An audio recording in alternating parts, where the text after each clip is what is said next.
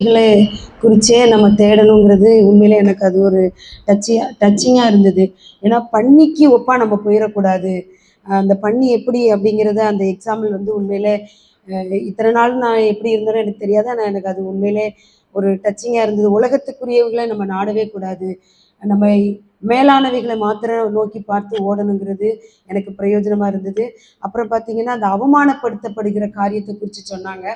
எத்தனையோ இடங்கள்ல நானுமே அவமானப்பட்டு, நிந்திக்கப்பட்டு, ஒதுக்கப்பட்டு, தள்ளப்பட்டு இருந்த சூழ்நிலையில இருந்த போதெல்லாம் உண்மையிலே நான் வந்து ஆண்டவரை உண்மையிலே அவரை நான் வெறுத்த நேரங்கள் அதிகம் உண்டு. ஏன் ஏசப்பா நம்மளை நேசிக்கிற பிள்ளைகளுக்கு ஏன் இவ்வளோ பெரிய அவமானம் அப்படின்னு. ஆனால் அதை அதிக இடத்துல நான் வந்து நிறைய பேர்கிட்ட நான் பிரதரையும் பிளெஸ்ஸி வீட்டை நான் எக்ஸாம்பிளாக சொல்லிக்கிட்டே இருப்பேன். எங்கள் வீட்டில் எவ்வளோ இது பண்ணாலும் அவமானப்படுத்தப்பட்டாலும் அவங்க அல்லேலியா ஸ்தோத்திரம் ஸ்தோத்திரம் அதை நினைக்காம அடுத்து அவங்கக்கிட்ட போய் இப்படி பேசுகிறாங்களே, இது எப்படி அவங்களுக்கு சாத்தியப்படுது அப்படின்னு நான் நிறைய இடத்துல அவங்கள நான் ஒரு சாட்சியாக நான் வச்சு பார்த்துருக்குறேன். நிறைய பேர்கிட்ட நான் என்னை நெருங்கி பழகிறவங்க கிட்ட கண்டிப்பாக நான் அவங்கள குறித்து நான் சொல்லியிருக்கேன். எஸ்தர்கிட்ட கூட சொல்லியிருக்கேன், அக்காட்ட சொல்லியிருக்கேன், எங்கள் வீட்டில் சொல்லியிருக்கேன். எக்ஸாம்பிளாக நான் அதிக இடத்துல நான் பிரதரையும் சிஸ்டரையும் குறித்து நான் சொல்லியிருக்கிறேன். அதுவும் எனக்கு ஒரு ஒரு எக்ஸாம்பிளாக இருந்தது. அப்புறம் நம்ம வந்து வேத வாக்கியத்துக்கு நம்ம முக்கியத்துவம் கொடுக்கணும். வேத வார்த்தையை நம்ம நம்பணும், விசுவாசிக்கணும். அந்த வார்த்தையை நம்ம பிடிச்சு நடக்கணுங்கிற காரியங்களை எல்லாம் குறித்து சொன்னது எனக்கு ரொம்ப பிரயோஜனமாக இருந்தது. கர்த்தர் தாமே இன்னும் அவங்கள எடுத்து பயன்படுத்தணும். இது அநேகருக்கு பிரயோஜனமாக இருக்கணும்னு நான் கர்த்தருடைய நாமத்தில் வேண்டி ஜெபிக்கிறேன். ஆமென்.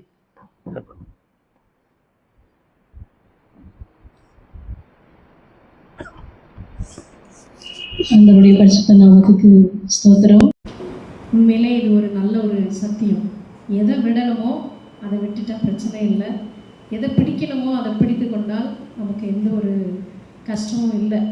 ஸோ இனிமேலாவது நம்முடைய வாழ்க்கையில் பரம காரியத்துக்கு முக்கியத்துவம் கொடுத்து இந்த உலகத்தின் காரியங்கள் நம்மை அழுத்துகிற காரியங்களையும் தூர விட்டுட்டு அதை அன்னை சொன்ன மாதிரி வேத வாக்கியங்களை நம்ம ஆராய்ந்து பார்க்கும் பொழுது நம்முடைய இருதயம் என்ன செய்யும், கொழுந்து விட்டு எரியும் போது மற்ற காரியங்கள் நம்ம மனசுக்குள்ளே வராது. ஸோ அப்படிப்பட்ட காரியங்களுக்கு நம்ம வந்து முக்கியத்துவம் கொடுக்கணும் அப்படின்னு சொல்லிட்டு ஒரு ஆழமான காரியத்தை நான் புரிந்து கொள்ள ஆண்டவர் எனக்கு கிருபை செய்தார்.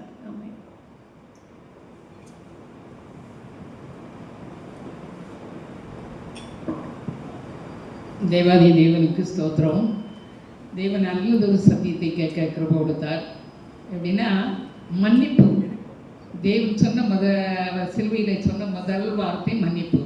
அந்த மன்னிப்புங்கிற அந்த ஒரு வார்த்தையை சொல்லும் பொழுது கிறிஸ்துவுக்குள் வாழுகிறோம் என்கிற நம்ம அந்த மன்னிக்கிற ஒரு மனப்பான்மை இல்லாவிட்டால் நம்ம கிறிஸ்தவர்களே அல்ல. அந்த ஒரு சத்தியத்தை கேட்கும்படி தேவன் கிருபை செய்தார்.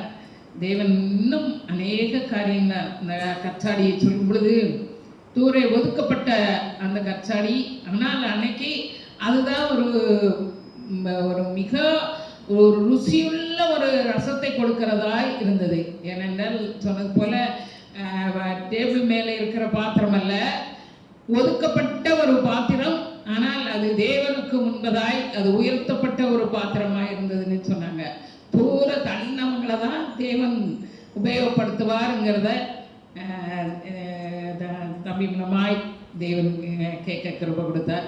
தேவன் பெரிய காரியங்களை செய்யும்படி அவர்களை இன்னும் உபயோகப்படுத்தும்படி நாம் ஜெபிப்போம். தேவன் பெரிய காரியங்களை செய்வார். இன்னைக்கு கிறிஸ்துவுக்குள்ளே இருக்கிறோம்னா இன்னைக்கு ஒரு ஊழியக்காரரை தாழ்த்தி பேசி தேவனுடைய நாமத்தை தூசிக்க முடியுதான் இன்னைக்கு நடந்து கொண்டு இருக்கிறார்கள். ஆனால் தேவனுடைய வசனம் அந்த ஜீவ அப்பம், அந்த அப்பம் நானே என்று சொன்ன அந்த இயேசு கிறிஸ்துவை நம்ம உள்ளத்துக்குள்ள கொண்டு வரும் பொழுது அந்த கொழுந்து விட்டு எரியத்தக்கதான ஒரு பாக்கியத்தை அவர் தருவாருங்கிறது உண்மை என்பதை தேவன் அவருடைய மகன் மூலமாய் நமக்கு விளக்கி காட்டினார். தேவன் தாமே இன்னும் அவர்களை ஆசீர்வதிப்பாராக. ஆமென்.